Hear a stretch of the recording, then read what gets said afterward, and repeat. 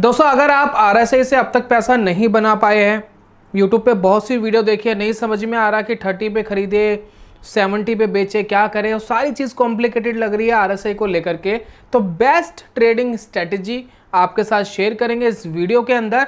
तो चलिए शुरू करते हैं और जानते हैं क्या है बेस्ट ट्रेडिंग स्ट्रेटेजी आरएसआई के साथ।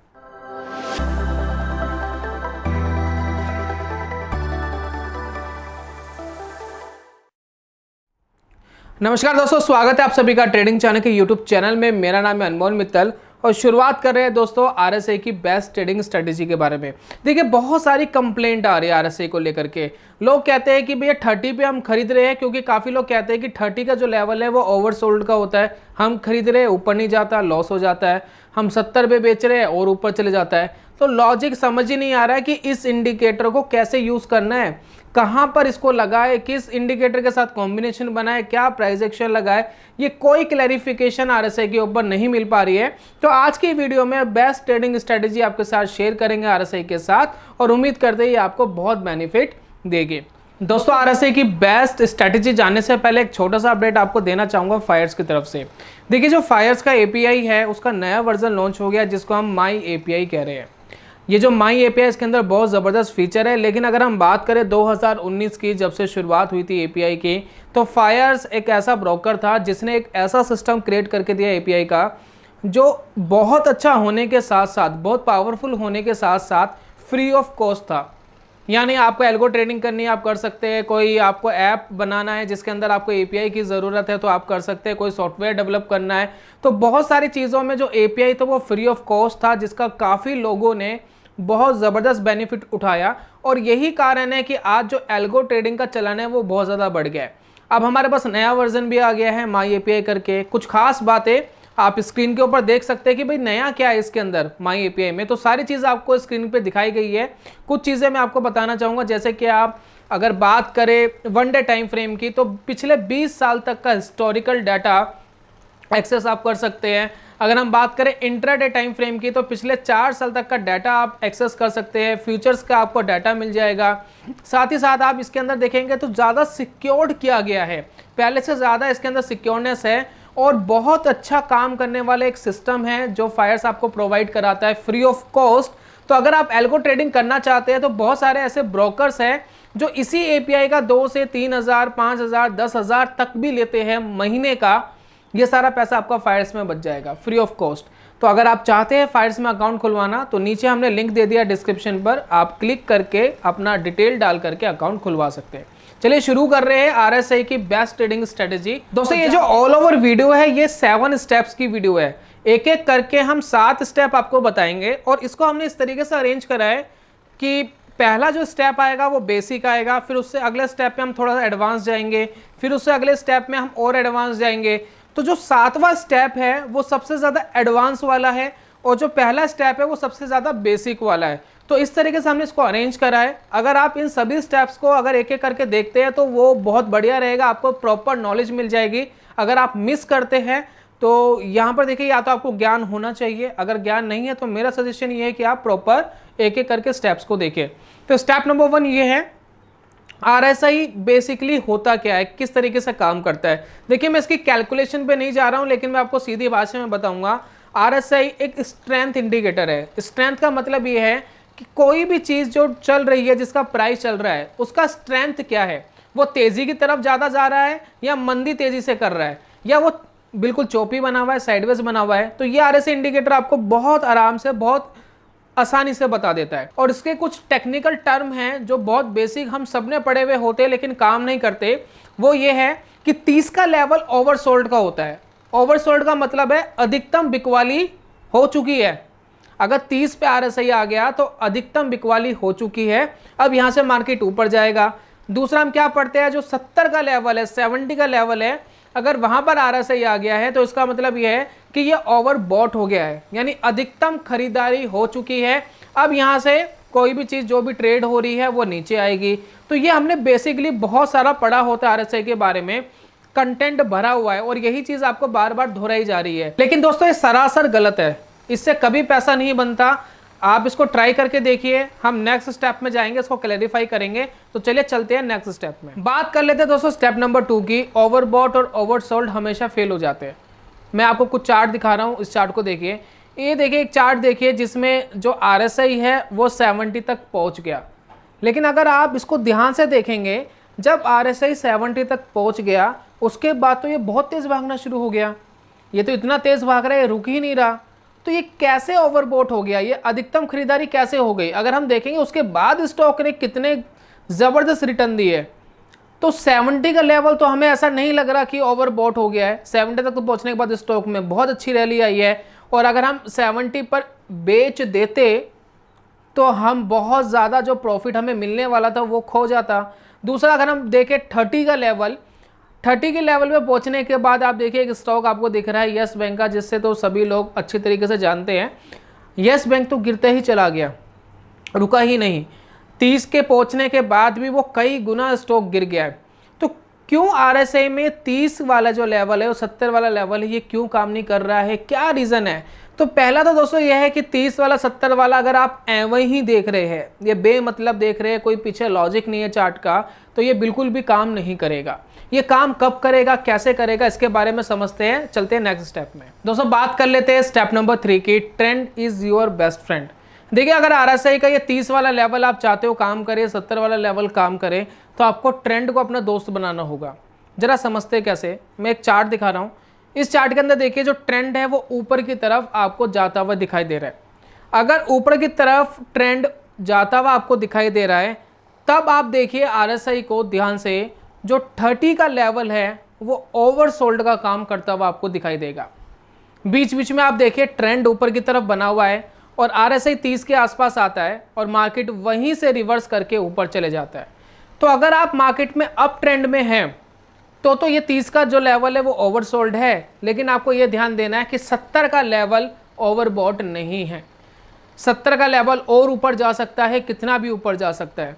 हालांकि आप 70 पे अपना प्रॉफिट बुकिंग कर सकते हैं या स्टॉप लॉस को ट्रेल कर सकते हैं सुपर ट्रेंड जैसे इंडिकेटर, पैराबोलिक सार जैसे इंडिकेटर का यूज़ करके, लेकिन 70 का लेवल ओवर बॉट बिल्कुल नहीं है अगर मार्केट अप ट्रेंड में है, लेकिन 30 का लेवल ओवरसोल्ड ज़रूर हो जाता है। तो आपको यह देखना है कि मार्केट कहाँ पर जा रहा है, किस तरीके से रिएक्ट कर रहा है। अगर मार्केट ऊपर जाता हुआ आपको स्विंग बनाता हुआ दिखाई दे रहा है, तो ऐसी कंडीशन में आप 30 के लेवल को ओवरसोल्ड मान सकते हैं, और अगर वहाँ पर मार्केट नहीं रुकता है तो आप अपना स्टॉप लॉस लेकर के एग्जिट हो सकते। दूसरा, अगर मार्केट साइडवेज चल रहा है, साइडवेज मार्केट होता है बिल्कुल चौपी मार्केट, कुछ नहीं कर रहा, ऊपर नीचे जा रहा है, किसी भी टाइम फ्रेम में ये चीज़ काम करती है, और डिफॉल्ट सेटिंग RSI की 14 पीरियड की, कुछ भी कस्टमाइज नहीं किया गया। अगर इस कंडीशन में आपको दिख रहा है मार्केट, तो आपका 30 का लेवल ओवरसोल्ड है और 70 का लेवल ओवरबॉट है। दोनों लेवल अपनी अपनी जगह बखूबी काम करते हुए आपको दिखाई देंगे। बहुत बार कंफ्यूजन क्रिएट होती है, लेकिन एक साइडवेज मार्केट के अंदर आपके पास ताकत ये रहती है, पावर ये रहती है कि आपको ऊपर का लेवल भी पता है रेजिस्टेंस का और नीचे का लेवल भी पता है सपोर्ट का। तो 30 का लेवल एक बेहतरीन ओवरसोल्ड यानी यहाँ से आप खरीद सकते हैं, और 70 का लेवल एक बेहतरीन ओवरबॉट लेवल होता है, जहाँ पर आप किसी भी पर्टिकुलर चीज़ को जिसको आप ट्रेड कर रहे हैं आप उसको एग्जिट कर सकते हैं या शॉर्ट सेलिंग कर सकते हैं। तीसरा दोस्तों एक ट्रेंड आता है जिसको हम कहते हैं डाउन ट्रेंड। डाउन ट्रेंड के अंदर अगर आप 30 के लेवल को ओवरसोल्ड मानेंगे तो ये आपकी सबसे बड़ी गलती है, क्योंकि 30 का लेवल ओवरसोल्ड नहीं है। अगर मार्केट डाउन ट्रेंड में है, मार्केट अगर गिर रहा है, स्विंग बनाता हुआ गिर रहा है, लेकिन जो 70 का लेवल है वो ओवरबॉट जरूर है। अगर कोई ट्रेड शॉर्ट का इनिशिएट करना है तो 70 के लेवल को आप कंसीडर कर सकते हैं शॉर्ट करने के लिए, लेकिन 30 के लेवल पर ही मार्केट आकर के वापस ऊपर जाएगा इसकी कोई गारंटी नहीं है। मार्केट लगातार नीचे जा सकता है, इसलिए 70 का लेवल शॉर्ट करने के लिए तो बहुत अच्छा है, लेकिन 30 के लेवल पे आप प्रॉफिट बुकिंग कर सकते हैं, प्रॉब्लम नहीं है। लेकिन ज़रूरी नहीं है कि 30 पे ही मार्केट वहाँ से नीचे नहीं जा सकता, वहाँ से मार्केट और नीचे जा सकता है, क्योंकि यहाँ पर RSI आपको कह रहा है कि जो उसकी स्ट्रेंथ है गिरने की वो बहुत ज़्यादा है।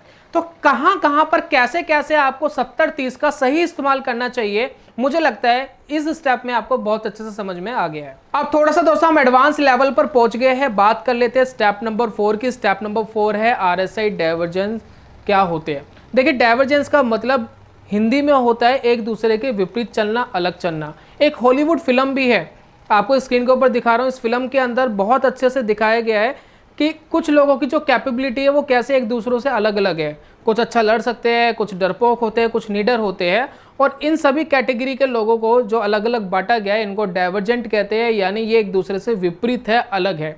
तो यही दोस्तों डाइवर्जेंस का मतलब होता है। अब ये डाइवर्जेंस जब आप RSI में लगाएंगे, RSI में जब डाइवर्जेंस देखने की कोशिश करेंगे तो एक तरफ तो आपका RSI हो जाता है और एक तरफ आपका प्राइस एक्शन हो जाता है, जो प्राइस चल रहे हैं। अगर वो दोनों एक दूसरे के विपरीत चलना शुरू कर दे, यानी प्राइस ऊपर जा रहा है RSI नीचे जा रहा है, या RSI ऊपर जा रहा है प्राइस नीचे जा रहा है, तो ऐसी कंडीशन को हम कहते हैं RSI डाइवर्जेंस। और ऐसी कंडीशन के थ्रू भी ट्रेड लिए जा सकते हैं, समझा जा सकता है कि मार्केट क्या कर सकता है। तो जरा समझते हैं इसको अगले स्टेप के अंदर, और नेक्स्ट स्टेप के अंदर बहुत इंपॉर्टेंट बात आपको बताने वाले हैं। तो चलिए शुरू करते हैं नेक्स्ट स्टेप को। तो सब बात कर लेते हैं स्टेप नंबर 5 की। स्टेप नंबर 5 में हम MACD डाइवर्जेंस और RSI डाइवर्जेंस के बीच में एक डिफरेंस देखना चाहते हैं। देखिए, मैं एक ही चार्ट के ऊपर दोनों इंडिकेटर लगा रहा हूं, जैसे कि एक तरफ मैंने RSI लगाया, दूसरी तरफ मैंने MACD लगाया। जब आप देखेंगे तो बहुत जगह RSI का जो डाइवर्जेंस है वो आपको बहुत जगह बता देता है कि डाइवर्जेंस बन रहा है, लेकिन बहुत बार MACD उसको कैच नहीं कर पा रहा है। तो मैंने हमेशा देखा है कि जब हम दोनों का कंपैरिजन करें तो मेरा जो मोस्ट फेवरेट अगर डाइवर्जेंस के लिए अगर मैं किसी इंडिकेटर को यूज़ करना चाहूँगा तो वो है RSI, ना कि MACD। तो काफ़ी लोगों का कन्फ्यूज़न ये होता है कि हम MACD में भी क्या यही चीज़ कर सकते हैं, क्या हम और दूसरी चीज़ों में भी यही कर सकते हैं। देखिए, बहुत सारी चीज़ों के साथ आप डाइवर्जेंस का यूज़ कर सकते हैं, लेकिन जो मुझे पसंद है वो RSI है। और अगर आप अब तक किसी दूसरे इंडिकेटर के साथ कंफर्टेबल नहीं हुए हैं तो मेरा आपका सजेशन ये रहेगा कि आप RSI के साथ थोड़ा सा कंफर्टेबल होइए डाइवर्जेंस को लेकर के, ये आपको बेहतर सिग्नल दे सकता है। दोस्तों, शुरुआत कर लेते हैं स्टेप नंबर 6 की। देखिए, स्टेप नंबर 6 में हम बात करने वाले हैं कि कैसे आप RSI डाइवर्जेंस के साथ ट्रेड कर सकते हैं। लेकिन आपको ये ध्यान ज़रूर देना है कि ये जो स्टेप है ये दूसरे स्टेप के साथ इंक्लूड करना है।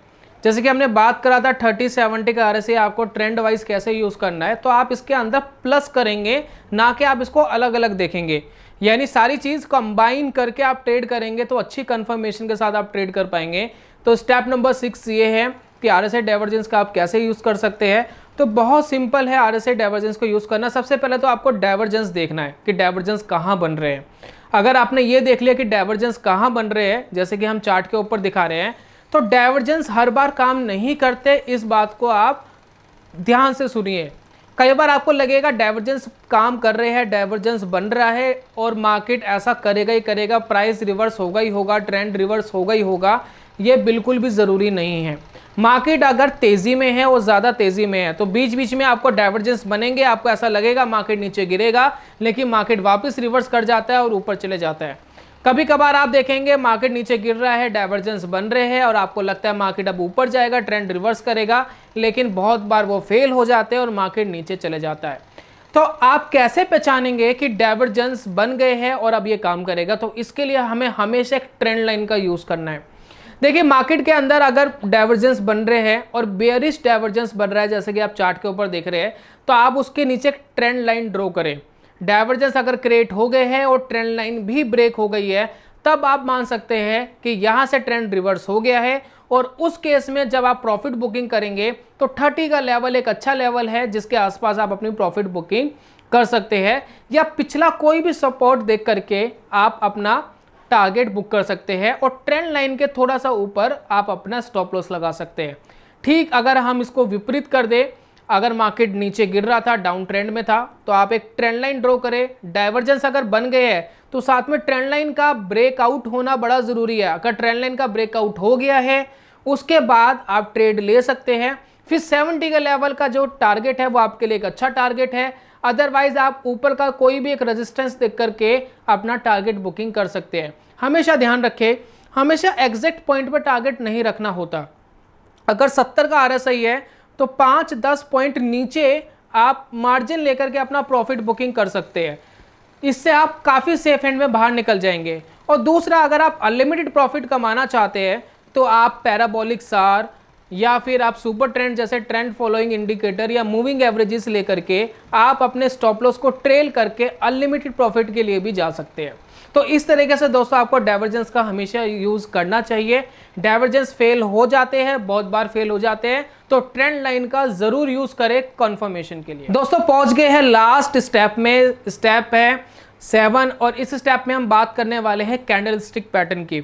देखिए हमने डाइवर्जेंस देख लिए, हमने RSI का 30-70 का लेवल देख लिया ट्रेंड के साथ, लेकिन हमें यह जानना भी बड़ा जरूरी है कि साथ में अगर हम कैंडलस्टिक का इंप्लीमेंट कर दे तो कैसा रहेगा। देखिए सारी चीज इंप्लीमेंट होगी, लास्ट में कैंडलस्टिक का इंप्लीमेंट करें। कोई भी अगर आपको ट्रेड मिल रहा है, अगर RSI आपको ट्रेड का सिग्नल दे रहा है, ट्रेंड भी अच्छा है, सब कुछ ठीक है, तो हमेशा कोई कैंडलस्टिक पैटर्न का वेट करें। जैसे कि मैं चार्ट में दिखा रहा हूं कि RSI ने बहुत सारे सिग्नल दिए और साथ में आपको कैंडलस्टिक पैटर्न मिल गया, तो इससे बेनिफिट ये होगा कि कैंडलस्टिक के ऊपर आप बाय कर सकते हैं, उसके नीचे स्टॉप लॉस लगा सकते हैं, और बेयरिश अगर कैंडलस्टिक पैटर्न है तो उसके नीचे शॉर्ट कर सकते हैं और उसके ऊपर स्टॉप लॉस लगा सकते हैं। देखिए कैंडलस्टिक पैटर्न अगर आप एवे ही देखेंगे या बेमतलब देखेंगे तो आपको बिल्कुल भी एक्यूरेसी नहीं आएगी, लेकिन अगर आप थोड़ा सा सपोर्ट, रेजिस्टेंस, RSI, डाइवर्जेंस इनका कॉम्बिनेशन बना करके देखेंगे तो दोस्तों ये बहुत अच्छा काम करता हुआ आपको दिखाई देगा। तो कैंडलस्टिक पैटर्न को जरूर कंसीडर करें। अगर नहीं पता कैंडलस्टिक पैटर्न क्या होते हैं, किस तरीके से बनते हैं, कैसे कैसे पैटर्न होते हैं, तो ये बहुत सारी वीडियो हमने डाली हुई है बेसिक की। आप लिख सकते हैं कैंडलस्टिक पैटर्न ट्रेडिंग चाणक्य, तो आपको पूरी प्लेलिस्ट मिल जाएगी, आप उसको वॉच करके एंजॉय कर सकते हैं। तो ये था दोस्तों आज की वीडियो में, उम्मीद करता हूँ ये आपको पसंद आई होगी। मैं जल्दी मिलूंगा नेक्स्ट वीडियो में, तब तक के लिए goodbye, god bless you, bye bye दोस्तों।